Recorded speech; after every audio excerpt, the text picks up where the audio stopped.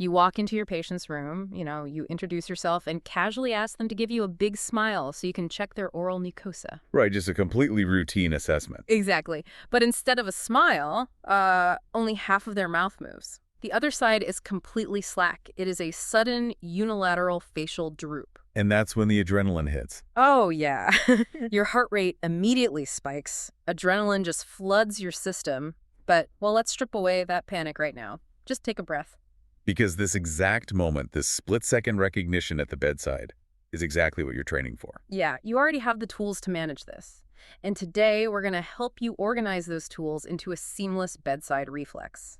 So, welcome to the Super Nurse Podcast, created by Brooke Wallace. And for those who don't know, Brooke is a 20-year ICU nurse, an organ transplant coordinator, clinical instructor, and a published author. But we should make it explicitly clear right up front we are not Brooke Wallace. No, we're not. But we are using her bedside knowledge, her clinical notes, and, her signature teaching style. We're using all of that to help you bridge that really massive gap between textbook theory and real-world patient care. Because it can feel like a totally different world at the bedside. Today's mission is decoding a major next-generation NCLEX topic. We're tackling strokes and neurological emergencies. Right, which falls right under that massive physiological adaptation testing category. It's a huge deal. It really is. And before we jump in, we want to warmly invite you to subscribe and watch the video version of this on YouTube. The link is in the description. Our channel is called Super Nurse AI. So let's get into it. Before you can treat a stroke, you really have to recognize it. And you have to avoid being fooled by a mimic. Yeah, the mimics are tricky. Clinical textbooks define a true stroke as a rapidly developing clinical sign of a focal or global disturbance of cerebral function. Right, lasting longer than 24 hours. Exactly. With active cell death and infarction actually visible on imaging, which is fundamentally different from a TIA, right? A transient ischemic attack. Yeah, TIA is basically a temporary blockage. There's no evidence of cell death on the scan. It resolves quickly. It's a massive warning sign, but at the bedside, when those symptoms first hit, a TIA and a true stroke look exactly the same. They present identically.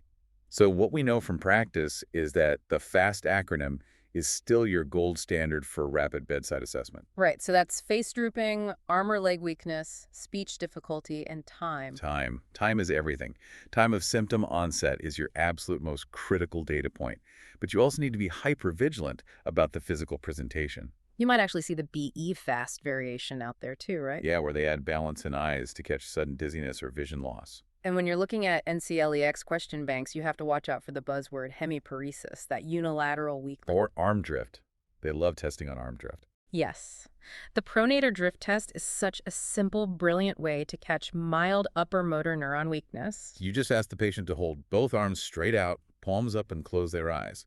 If one arm slowly drifts downward and pronates inward, the motor cortex is failing. But here is where newer nurses fall into this massive, sneaky NCLEX trap. This happens all the time. Right. You get a patient who suddenly becomes confused, their speech slurs, and they have profound hemiparesis. The immediate instinct is to just scream, "Stroke!" and run for the TPA. Because that's what we're taught to look for. Exactly. But an experienced ICU nurse halts everything to do one very simple assessment first. They check a blood glucose level. Yep. Finger stick blood sugar, #1 priority. Wait, okay, I have to push back on this. Checking a blood sugar. If I have a patient with sudden one-sided paralysis, grabbing a glucometer feels like, I don't know, like stopping to check if a frozen computer is plugged in before calling IT. It does feel wrong. Right. Is it really that common for something as simple as low blood sugar to look like a massive brain bleed? It perfectly mimics a stroke. Think about the physiology here. Your brain is a super demanding organ. It needs a massive, constant supply of both oxygen and glucose. Okay. And unlike your liver or, your muscles, the brain has almost no capacity to store glycogen. So if a blood clot starves the brain of oxygen, the tissue shuts down and you get focal deficit. So if the brain is starved of glucose instead of oxygen, it reacts the exact same way. Precisely. The neurons literally don't have the metabolic fuel to generate an action potential, so they just shut down. Wow. Yeah, and you see the slurred speech, the confusion, the unilateral weakness. So ruling out hypoglycemia is step one, because honestly, pushing some IV dextrose is a fast, Completely reversible fix. And it completely avoids triggering a massive high-risk hospital-wide stroke code for no reason. Exactly. Okay, so let's say the glucometer reads a totally normal 100. Blood sugar is fine, we know it's not a mimic. The immediate priority now shifts to figuring out the geography of the stroke, right? Right. Where is it happening? Because understanding if it's a left hemisphere or right hemisphere stroke completely dictates your bedside safety priorities. Since the motor pathways cross over in the brainstem, the presentation is always contralateral. Meaning a stroke on the left side of the brain paralyzes the right side of the body. Right, and vice versa. But the behavioral clues are so fascinating. There's a great memory trick for this. Left equals language and logic. Oh, I love that. Left equals language and logic. Yeah, so these patients have right-sided weakness, but because the left hemisphere houses the language centers, you're going to see severe aphasia. Either expressive or receptive, they can't speak or they can't understand. But their logic is often intact. They are completely aware of their deficits. They know they're trapped, and that makes them very cautious and, honestly, profoundly anxious. Which is heartbreaking to see. But from a safety standpoint, they aren't usually trying to jump out of bed. Right. Now, the right brain is totally different. The trick here is right equals reckless. Reckless. Yes. A right brain stroke gives you left-sided weakness. But because the right hemisphere controls spatial perception and impulse control, their behavior is a huge liability. They completely lose their safety judgment. And they frequently develop left-sided unilateral neglect. Which is such a wild concept to grasp at first. It's not that they are blind in their left eye. It's an attention deficit. The brain's internal map of the entire left side of the universe is just erased. Wait, so as a busy nurse, juggling multiple patients, how do you actually manage a reckless patient who has unilateral neglect, especially if they don't believe they're paralyzed and keep trying to get out of bed? It is exhausting, honestly. Strict fall precautions are paramount. You have to keep the bed alarmed at all times. Non-negotiable. Absolutely. You engage the family to help watch them, but clinically, you have to constantly remind the patient to touch and scan. Touch and scan. Yeah. You physically teach them to use their strong right hand to reach across their body, grab their paralyzed left arm, and physically acknowledge it. You have to prompt them to turn their head and scan the left side of the room. You're basically forcing their brain to acknowledge the space it deleted. That is such a great practical bedside intervention. Okay, so knowing the geography keeps them safe in the bed. But to actually save the dying brain tissue, you are racing against a biological clock. Because time is brain. Time is brain. The most urgent action in the hospital is the code stroke. And the most critical piece of data you have to get from the patient or EMS or the family is the last known well time. The LKW. Not when they were found on the floor. Not when they got to the ER. The exact time they were last seen acting normally. Which is so hard with wake-up strokes. If they went to bed at 10 p.m. and woke up at 6 a.m. with a droop, their last known well is 10 p.m. The clock started hours ago. Exactly. And from the moment that patient hits the ER doors, your team has exactly 25 minutes to get them into a non-contrast CT scan. 25 minutes. It's a sprint. And the whole reason for that scan is because we have to know what kind of stroke it is. The evidence tells us that 80% of strokes are ischemic. So, clots. Right, a thrombus or embolus blocking blood flow. But the other 20% are hemorrhagic. A blood vessel ruptured and is bleeding into the brain. You cannot tell the difference just by looking at the patient. Okay, let me play devil's advocate for a second. If 80% of strokes are clots, and we keep saying time is brain, why don't we just give the clot-busting medication right away? Why wait for the CT scan when the odds are overwhelmingly in favor of a clot? Because if you guess wrong, the result is fatal. Oh. Yeah. If they are in that 20% with a hemorrhagic stroke, their brain is already bleeding. If you push a massive dose of TPA, a thrombolytic that violently dissolves clots, you will cause a massive catastrophic brain bleed. So it's basically a death sentence. It is. You cannot give a single drop of TPA until that CT scan definitively proves there is no blood in the brain. Wow. Okay, so that means the nurse's role in those first 25 minutes is incredibly intense. You're not just waiting around. Not at all. You are facilitating rapid transport. You are making sure an 18-gauge IV is placed. Because you need good access. Absolutely. And you are getting stat labs drawn, CVC, PT, INR, PTT, and sending them while the patient is actually in the scanner. Okay, so let's say the CT scan comes back. Good news, it's not a bleed, it's an ischemic clot. Now, the focus immediately shifts to the strict rules of administering TPA and managing blood pressure. Right. The TPA window is super tight. It's strictly 3 to 4.5 hours from that last known well time. And you have to screen for contraindications, right? Like recent surgeries, bleeding disorders, GI bleeds. Yes, any active bleeding risk is a hard stop. But if they pass the screen, it all comes down to the blood pressure balancing act. To give TPA, you have to carefully lower their blood pressure to less than 185 over 110. Less than 185 over 110. Got it. Because if the pressure is any higher, the TPA could actually force one of those fragile vessels to rupture, causing the exact bleed we just ruled out. Okay, but what if they aren't a candidate for TPA? Let's say they missed the window. The clinical guidelines dictate something called permissive hypertension, right? Yeah, permissive hypertension. We actually allow the blood pressure to ride as high as 220 over 120. Wait, hold on. A blood pressure of 220 over 120 sounds like a massive red flag. Oh, it's terrifying to look at on the monitor. I mean, that should trigger a rapid response. Why on earth are we just watching it? I know. It feels like it goes against everything you learn in nursing school. But the bedside logic here is incredible.